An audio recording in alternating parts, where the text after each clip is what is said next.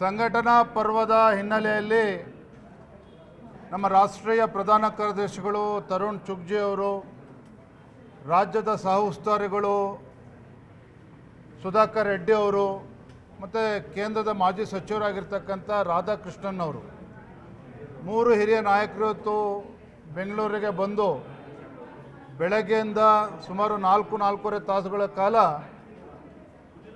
ಸಕ್ರಿಯ ಸದಸ್ಯತ್ವವನ್ನು ಮುಂದುವರಿಸ್ತಕ್ಕಂಥದ್ದು, ಬೂತ್ ಸಮಿತಿಗಳ ರಚನೆ, ಮುಂದಿನ ದಿನಗಳಲ್ಲಿ ಮಂಡಲ ಸಮಿತಿಗಳನ್ನು ರಚನೆ, ಈ ಎಲ್ಲ ವಿಚಾರವಾಗಿ ಸಮಗ್ರವಾಗಿ ಚರ್ಚೆನ ಮಾಡಿದ್ದಾರೆ.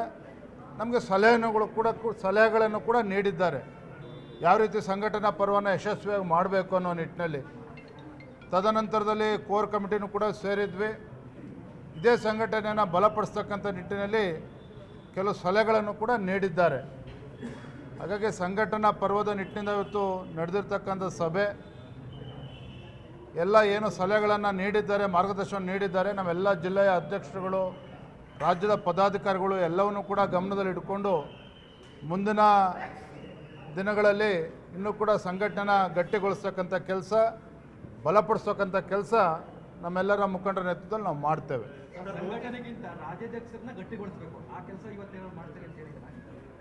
ಇವತ್ತಿನ ಸಭೆ ಸಂಘಟನಾ ಪರ್ವ ಇಡೀ ದೇಶದಲ್ಲಿ ನಡೀತಾ ಇದೆ. ಆ ಸಂಘಟನಾ ಪರ್ವದ ನಿಮಿತ್ತ ಅದಕ್ಕೆ ಸೀಮಿತವಾಗಿ ಚರ್ಚೆಗಳು ನಡೆದಿದೆ.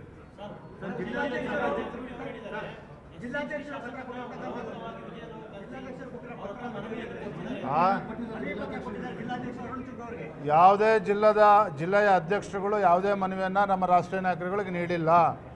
ಯಾರೂ ಭಯಪಡ್ತಕ್ಕಂಥ ಅವಶ್ಯಕತೆ ಇಲ್ಲ. ಏನಪ್ಪ, ರಮೇಶ್ ಜಾರಕಿಹೊಳಿ ಅವರು ಮತ್ತೆ ಬಿ ಪಿ ಹರೀಶ್ ಅವರು ಮಾತನಾಡಿದ್ದಾರೆ, ವಿಜೇಂದ್ರ ಅವರನ್ನ ಮೊದಲು ಉಚ್ಚಾಟನೆ ಮಾಡಬೇಕು ಅಂತ ಅಲ್ಲಿ ಆಗ್ರಹ ಮಾಡ್ತಾರೆ. ಹರೀಶ್ ಹೆಸರು ಮುಂದೆ ಏನಿದೆ? ಬಿ ಪಿ ಇದೆ. ಸ್ವಲ್ಪ ಅವರು ಸಹನೆನ ಕಳ್ಕೊಳ್ತಾರೆ ಅವಾಗ. ಅದೇನಾರ ಇರಲಿ, ಅವರು ಕೂಡ ನಮ್ಮ ಶಾಸಕರಿದ್ದಾರೆ, 2ನೇ ಬಾರಿ ಗೆದ್ದಂಥ ಶಾಸಕರಿದ್ದಾರೆ. ಇನ್ನು ಬೇರೆ ನೋಟಿಸ್ಗಳು ಎಲ್ಲವೂ ಕೂಡ ಕೇಂದ್ರದ ರಾಷ್ಟ್ರೀಯ ನಾಯಕರ ಮುಂದೆ ಇದೆ, ಎಲ್ಲವನ್ನು ಕೂಡ ಗಮನಿಸ್ತಾ ಇದ್ದಾರೆ. ಇದೇ ವಿಚಾರಕ್ಕೆ ಸಂಬಂಧಪಟ್ಟಾಗಿ ಅಸಮಾಧಾನ ವ್ಯಕ್ತಪಡಿಸ್ತಾ ಇದೆ. ನಾಯಕರುಗಳ ಅಡ್ಜಸ್ಟ್ಮೆಂಟ್ ರಾಜಕಾರಣದಿಂದಾಗಿ ನಮ್ಮಗಳಿಗೆ ಪಕ್ಷದಲ್ಲಿ ಗೌರವ ಅಂದರೆ ಸರಿಯಾಗಿ ನೋಡ್ಕೊಳಕ್ ಆಗ್ತಾ ಇಲ್ಲ ಅಂತೇಳಿ ಕಾರ್ಯಕರ್ತರ ವಲಯ ಎಲ್ಲಿವರೆಗೂ ಕಾಯಬೇಕು ಈ ವಿಚಾರಕ್ಕೆ ಸಂಬಂಧಪಟ್ಟ? ಯಾವಾಗ ವಿಜೇಂದ್ರನನ್ನ ರಾಜ್ಯದ ಅಧ್ಯಕ್ಷನಾಗಿ ನಮ್ಮ ರಾಷ್ಟ್ರೀಯ ನಾಯಕರು ಘೋಷಣೆ ಮಾಡಿದ್ದಾರೆ, ನನ್ನ ಅಜೆಂಡಾ ಅಥವಾ ನನ್ನ ಮೂಲ ಉದ್ದೇಶ ಮುಂದಿನ ದಿನಗಳಲ್ಲಿ ಭಾರತೀಯ ಜನತಾ ಪಾರ್ಟಿ ಸ್ವಂತ ಶಕ್ತಿಯ ಮೇಲೆ ಅಧಿಕಾರಕ್ಕೆ ಬರಬೇಕು.